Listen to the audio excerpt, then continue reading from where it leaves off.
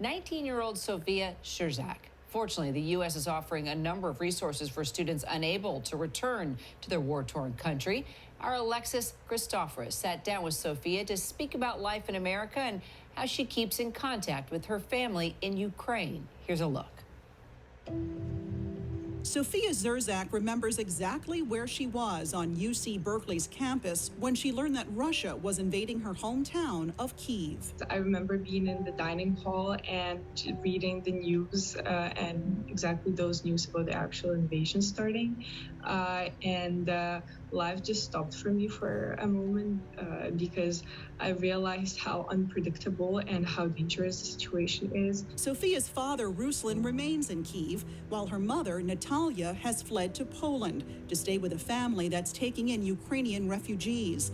Natalia FaceTimes with her daughter nearly every day. When I phone home and phone Sofiia, I was happy that the connection, it works and it is possible to see, to hear all my family. For 19-year-old Sofiia, watching the war from afar seems surreal. The road that I used every single day is now filled with remainders of tanks and burned cars. I think that these are history, like pictures from the history textbooks. I do not really recognize the city anymore. Just 6 months into her freshman year, the war has upended life for Sofiia and the roughly 1,700 other Ukrainian college students studying in the U.S. For data science? Yay! Unable to return home for the summer, Sofiia and many like her were left scrambling to find a way to stay in the U.S. The U.S. federal government has temporarily extended visas for Ukrainian students, while schools, including the University of Chicago and Columbia University, are offering scholarships for displaced students. Now, corporate America is answering the call. The San Francisco-based tech company AEye is one of over a dozen companies offering Ukrainian college students paid summer internships.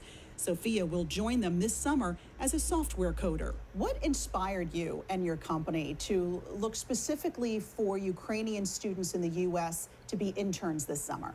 So it actually was an employee-led initiative. Our company is all about safety, and we started to think about the children. And that's how we got there, was the children inside of Ukraine, and then we looked at children who were outside of Ukraine who couldn't get home. 3 of AEye's 10 summer interns are from Ukraine, and the company crowdsourced to find them temporary summer housing. For Sofiia, the opportunity is a lifeline. It is definitely very important in terms of general expenses over summer, but it is even more important for me in terms of tuition for next semester.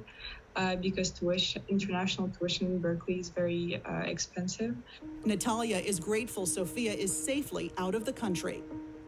I'm very happy and I'm very thankful to all people who is connected with this internship and to all volunteers around the world who help Ukrainian now. What's the thing you miss the most when you think about home? I miss my dogs. When you do finally get back to Ukraine, what is the first thing you want to do or the first thing you want to see?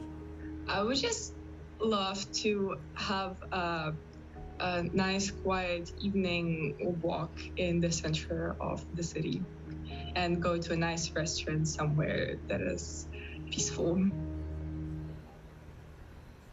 And for more, let's bring in ABC News correspondent Alexis Christoforous to talk more about this interview. Wow. Let's talk about what's next for Sofiia. What happens, once her internship is complete? Well, she still has 3 more years to go there at UC Berkeley. She was telling me she plans to major in computer science. When she does finally graduate, she hopes that the war is long gone in her hometown. She hopes to go back to Kyiv and build a life for herself there, see her family, and find a job. But really an incredible girl when you think she has to juggle her studies here and life here and be so far away from all her loved ones back home.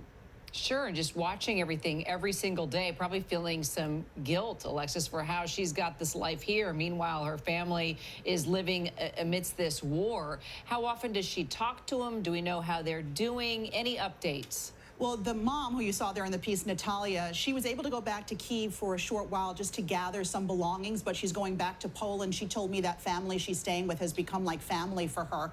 The daughter and mother, they try to FaceTime twice a day. It's tougher for her to talk to her dad. He's in Kyiv taking care of the home, the dogs, which you saw in that piece, and also he has a small business there that he has been unable to reopen, so he's hoping to do that. But for now, he's safe, Kira.